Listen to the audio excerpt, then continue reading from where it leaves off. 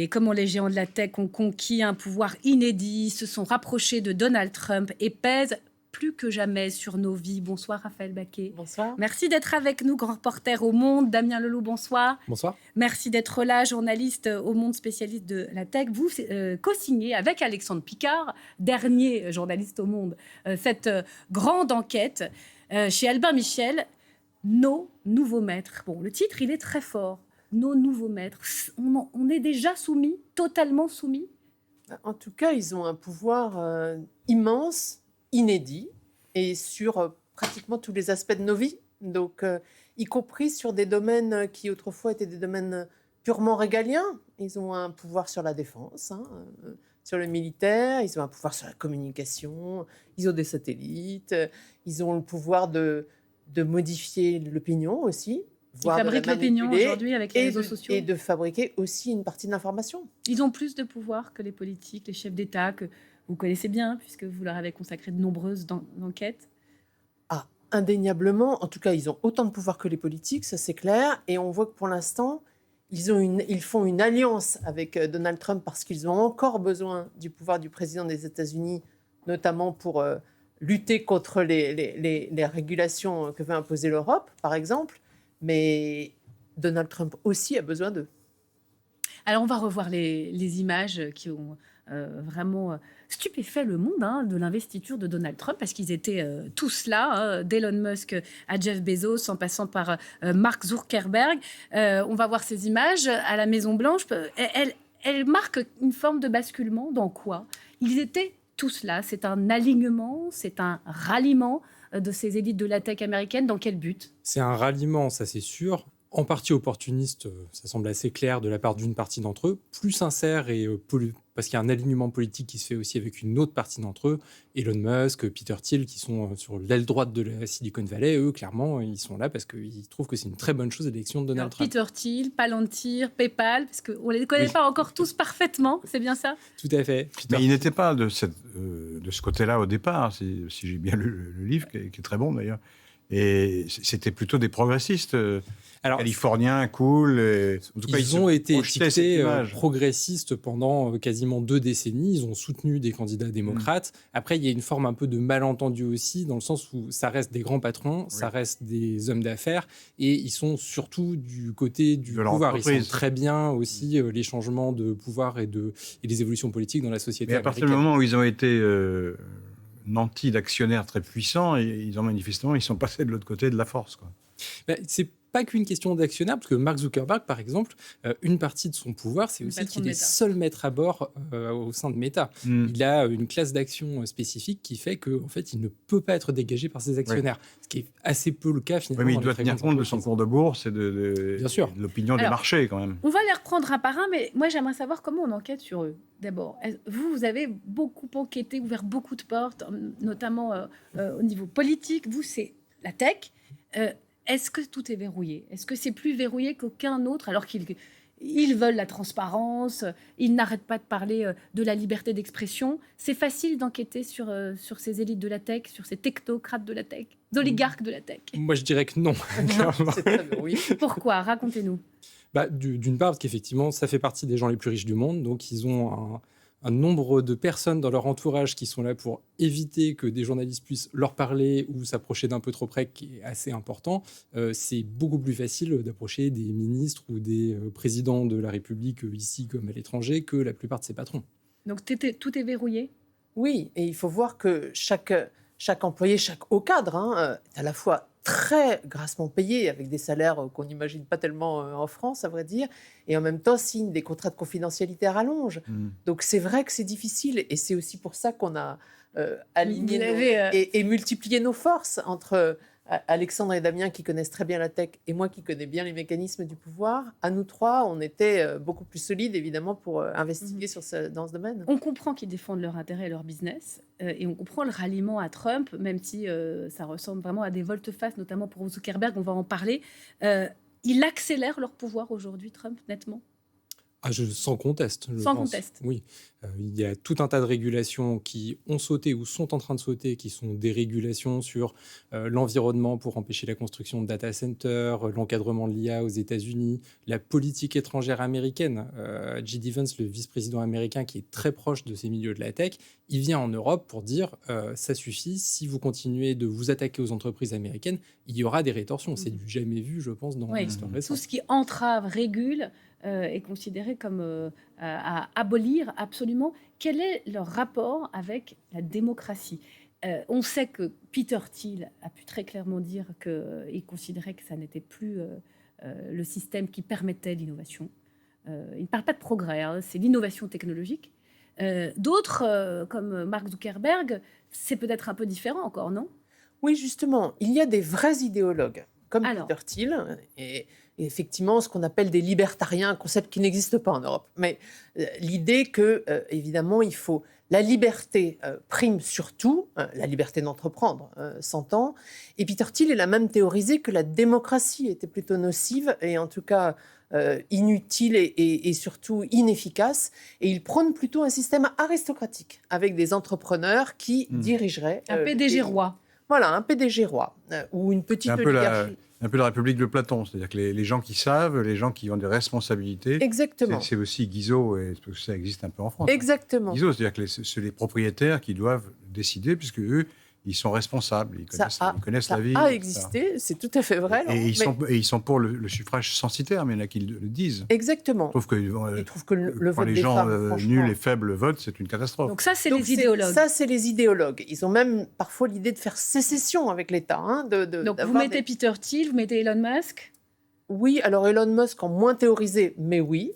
Et puis, il y a... Ils sont masculinistes aussi, ça m'a frappé. Masculinistes, bien sûr, c'est une société d'hommes. Et puis, il y a ceux qui étaient des progressistes et qui ont retourné leur veste. Toujours progressistes, mais qui, par cynisme, opportunisme, peur aussi. Parce que Mark Zuckerberg, il a eu peur aussi. Alors, expliquez-nous. Les représailles de Donald Trump. Trump menaçait de le traîner en justice. Les démocrates, de leur côté, avaient justement constitué une commission d'enquête au Sénat pour mettre en cause Mark Zuckerberg et Meta, surtout dans les élections. On se souvient qu'il avait été auditionné, ça avait été très compliqué et pour donc, lui en dans fait, le scandale Cambridge Analytica. Le divorce s'est fait là avec les démocrates. Et donc, pourquoi, après tout, continuer à financer les démocrates, continuer à modérer ses contenus, si c'est pour se retrouver devant une commission d'enquête, et en plus d'avoir un nouveau président élu, Donald Trump, qui menace de vous jeter en prison? Voilà ce qui a expliqué le ralliement d'un Zuckerberg. Damien Leloup, mais c'est vrai qu'il a changé même physiquement. On a l'impression qu'il a fait de la musculation, il a changé sa façon de s'habiller. Tout ça est très sincère. Il y a une partie qui est très sincère aussi, parce que Mark Zuckerberg, on le connaît, c'est un personnage public depuis qu'il a 21 ans. Donc voilà, aujourd'hui, c'est un homme mûr, il est père de 3 enfants. Voilà, il a aussi changé dans sa vie, j'imagine, beaucoup de choses. Il y a un revirement qui... physique, effectivement, un changement physique que moi, j'associe pas forcément directement à son changement politique, mais qui marque le fait que, oui, c'est fini l'époque où il se présentait comme un geek à capuche qui parlait principalement de liberté d'expression et d'ouverture des réseaux Internet à l'ensemble de la population. Aujourd'hui, c'est plus ça, ces sujets. Et effectivement, il y a eu un rapprochement au moins de façade avec les thématiques qui sont plus proches. Vous racontez qu'il a fait un grand tour de France. Ouais. Qu'est-ce qu'il en a tour des États-Unis, pardon. Oui, qu'est-ce qu'il en a tiré? Il s'est aperçu que les utilisateurs de Facebook, c'était cet électorat populaire qui ne voulait pas justement de modération, qui voulait pouvoir s'exprimer à tout va. Donc, et puis, c'est vrai que la mentalité a changé. Pendant 20 ou 30 ans, d'ailleurs, on est resté dans l'idée que c'était des gens cool, ils étaient en t-shirt, ils bidouillaient des ordinateurs dans leur garage. C'était l'image qui résultait de cette époque Internet. Et puis, ils ont changé. D'abord, ils sont devenus milliardaires. Ils sont devenus infiniment plus riches en 20 ans. Hein, et puis, infiniment plus puissants. Et donc, ils ont changé de mentalité, c'est vrai. Laurent Geoffrin ? Et vous parliez du pouvoir. Ils ont beaucoup de pouvoir, c'est évident. Ils ont surtout beaucoup d'influence, à mon avis. Mais si le pouvoir politique le voulait vraiment, d'ailleurs, vous l'avez dit, il pourrait les mettre à la raison. Parce qu'il y a une connivence idéologique aussi là-dedans. Oui. Il y a des options politiques du pouvoir politique qui les favorisent. La preuve, d'ailleurs, c'est qu'ils préfèrent les républicains aux démocrates maintenant. Et à mon avis, si l'État prenait vraiment les choses en main, il pourrait très bien les faire reculer. on est encore dans un moment d'interpénétration des pouvoirs. Et d'ailleurs, plusieurs d'entre eux ont aussi des affaires avec l'État. Elon Musk travaille avec la NASA. Si le gouvernement américain disait écoutez, on ne vous subventionne plus, il serait bien obligé de faire des concessions. Là. Oui, sauf que la NASA sans Elon Musk, ce serait pareil. Non, mais bien sûr, oui, mais enfin, s'il prenait vraiment le mordant, il pourrait le faire. Qui dépend le plus de qui ? Au fond, c'est la grande question. Est-ce que, par exemple, un Elon Musk est plus puissant qu'un Donald Trump parce que les satellites de Starlink, par exemple ?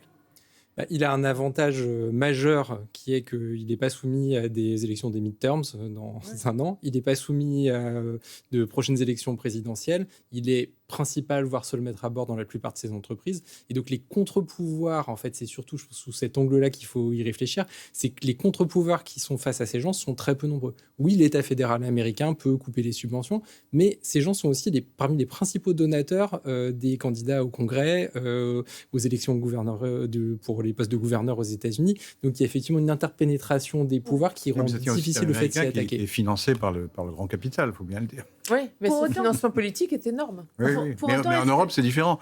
Les Européens, d'ailleurs, ont montré qu'ils pouvaient, en tout cas, décider de manière autonome de leurs lois sans écouter les pressions puisqu'ils ont passé des lois pour les réguler. Après, il faut les mettre en œuvre. D'ailleurs, si on regarde l'histoire récente, en fait, à chaque fois que des pays ou que l'Union européenne sont allés au bras de fer, les pays ont remporté. Au Brésil, Elon Musk dit « Je ne retirerai pas les comptes que la justice m'a demandé de bloquer ». Il tient une semaine. En Australie, les réseaux sociaux disent l'interdiction aux moins de 16 ans, c'est trop compliqué, etc. En fait, ils finissent par la mettre en place. Les exemples, quand il y a un rapport de force, sont plutôt en faveur des États encore aujourd'hui. Ce que je pense.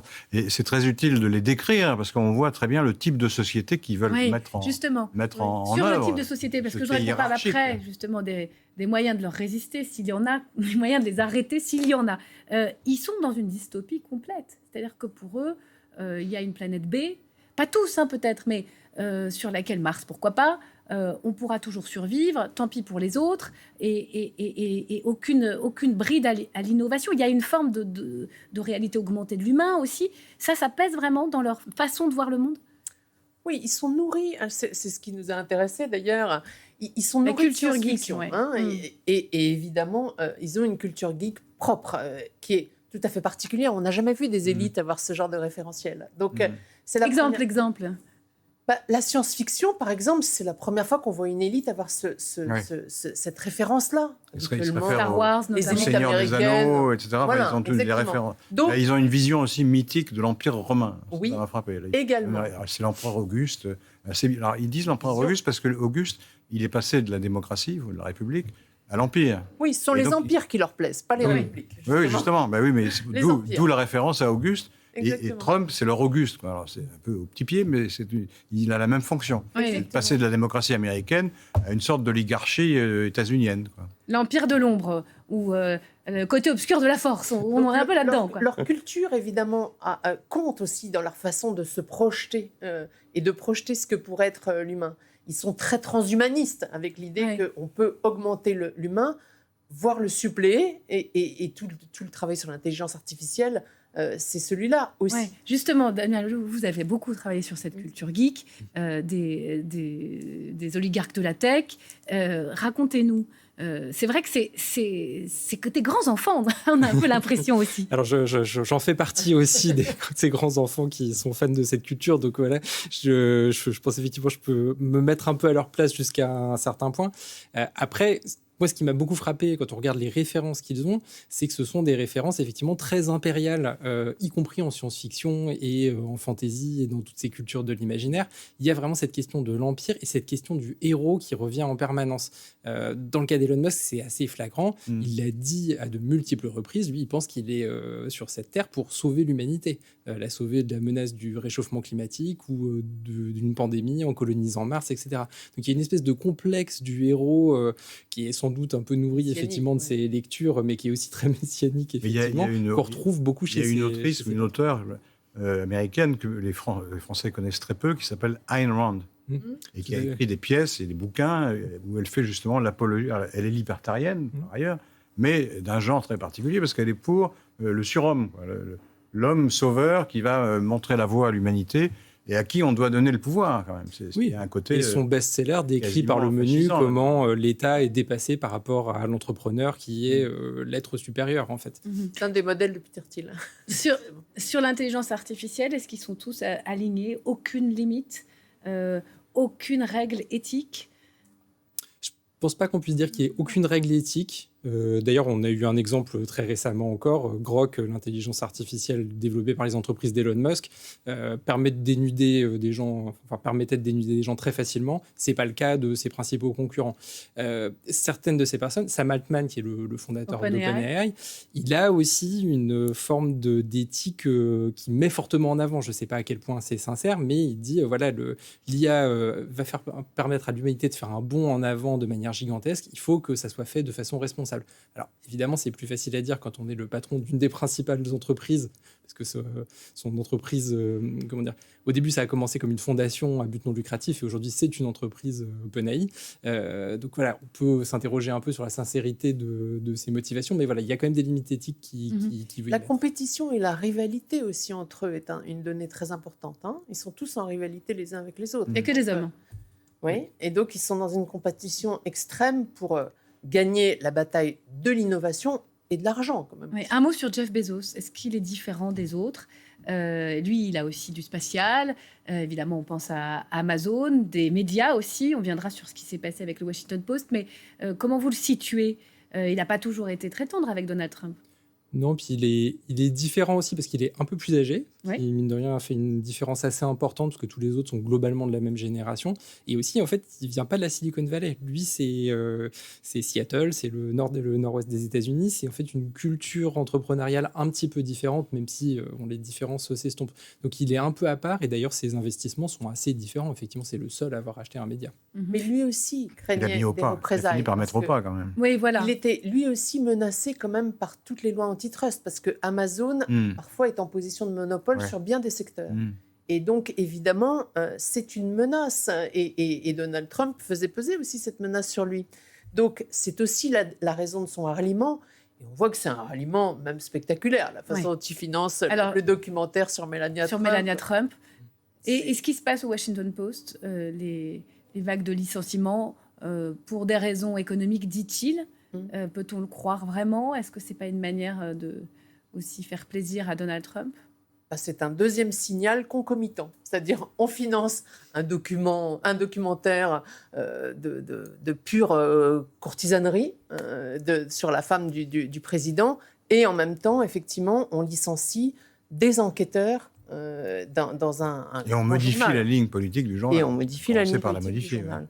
Donc oui, c'est un double signal. Sur l'Europe, comment vous voyez les échéances électorales dans lesquelles on va entrer? Il y a évidemment la France, mais on va voter aussi en Italie, en Pologne. Lesquels ont le plus envie de peser, finalement, dans nos processus électoraux? Lesquels sont les plus politiques? Là, la réponse, elle est très simple. C'est Elon Musk de très loin devant tout le monde, puis Peter Thiel un peu derrière. Elon Musk, il ne le cache absolument pas. Il le dit avec une sincérité assez désarmante. Il dit, en Allemagne, seule alternative sur Deutschland, donc le parti d'extrême droite, peut sauver le pays. Bon, c'est OK, je pense que c'est assez transparent. Au Royaume-Uni, il intervient aussi directement pour attaquer le gouvernement travailliste à peu près tous les 3 mois, parfois dans des campagnes assez violentes. Alors, en France, on a, je ne sais pas si c'est une chance ou une spécificité, c'est vrai qu'ils osent moins. Il a soutenu Marine Le Pen, quand même. Oui, mais pas tout à fait au même niveau, je trouve, que dans d'autres pays. Ici, il y a une légère prudence par rapport à la France, ce qui n'a pas forcément de raison. Et son algorithme, lui, favorise l'extrême droite. Moi, c'est l'expérience. Mais même lui-même, dans ses tweets, il favorise les extrêmes droites européennes. C'est Nigel Farage en Grande-Bretagne. Nos démocraties peuvent-elles résister, à votre avis? On voit bien que la question de l'efficacité versus l'état de droit se pose déjà, alors qu'on n'est même pas encore dans la présidentielle vraiment. Est-ce qu'on a les garde-fous? Est-ce qu'on a l'amour de la démocratie avec l'état de droit en France pour résister à ces offensives? D'abord, on voit que les extrêmes progressent, donc on n'est pas forcément à l'abri. Ensuite, malheureusement, on n'est pas autonome. On dépend quand même en très grande partie des technologies américaines. Donc c'est un vrai souci. On a les moyens de s'en déprendre, de cette dépendance sur le plan numérique notamment? À court terme, non. Enfin, je veux dire, c'est extrêmement clair. Si vous prenez Windows, par exemple, qui équipe quasiment 100% des entreprises françaises, si vous voulez vous débarrasser de Windows, il faut faire un plan sur 10 ans minimum pour réussir à faire un pareil pour les moyens de paiement. Il y a un débat. Les moyens de paiement, mais est-ce qu'ils une peuvent partie des services utiliser en ligne. Il y a je sais plus, un diplomate qui a fait une Une dystopie en expliquant que si les Américains voulaient, ils pourraient paralyser complètement les sociétés. Ils ont pris l'exemple du Danemark. Le Danemark n'est pas content du Groenland, donc c'est une dystopie, comme vous le dites. Il y a aussi, malgré tout... C'est imaginable, ça? C'est imaginable, cette arme, mais malgré tout, ces entreprises, elles restent des acteurs économiques plus ou moins rationnels. Le marché européen, c'est un marché gigantesque. On le voit bien, d'ailleurs, typiquement dans le cas de Facebook, qui annonce, après l'investiture de Donald Trump, qu'ils mettent fin à leur programme de fact-checking pour donner un signe de gage, et puis qui discrètement annoncent qu'en Europe, finalement, ils vont les rétablir. Ces entreprises, elles essayent aussi de jouer un peu sur les deux tableaux, parce qu'elles sont un peu coincées sur le plan économique entre les États-Unis et l'Europe. L'Europe représente quand même souvent un bon tiers de leur marché. Oui, ça dépend des entreprises. Mais donc, si vous étiez aux manettes, qu'est-ce qu'il faut faire en Europe déjà pour tenter, déjà s'unir. Et dernière question sur les midterms, parce que voilà, il est en difficulté, Donald Trump, il y a des éléments chez lui et dans la sphère MAGA qui ne sont pas partagés par toutes ces big tech. Je pense par exemple au suprémacisme blanc, un discours très anti-immigration. Est-ce que s'il perdait les midterms, il pourrait y avoir des fractures dans ce ralliement des nouveaux maîtres à la Maison-Blanche ? Les fractures, elles existent déjà au sein du camp MAGA, de toute façon, puisqu'il y a effectivement une base populiste qui n'est pas du tout sur la ligne de ces patrons de la tech. Et d'ailleurs, on l'a bien vu, quand Elon Musk se déplace pendant la campagne, ça ne rapporte pas de voix, en fait. Il n'est pas très populaire auprès d'une partie de la base MAGA. Pouvoir, en fait. Et même quel qu'il soit. Lors des deux personnes qui ont été tuées par l'ICE, cette police de l'immigration, il a fallu attendre le léger recul de Donald Trump pour que les patrons de la tech reculent avec lui. Pour l'instant, on n'entend pas de voix dissonante. Or, ils le pourraient, au fond, parce qu'ils ont quand même une force, une autorité, une puissance. C'est passionnant, autant qu'effrayant. Merci beaucoup. Ça fourmille d'anecdotes sur chacun d'entre eux et en même temps, ça donne un panorama global. Cette enquête sur nos nouveaux maîtres chez Albin Michel, Raphaël Baquet, Damien Leloup et Alexandre Picard, qui n'est pas parmi tous, mais qui a signé cette belle enquête. Merci à vous, Laurent.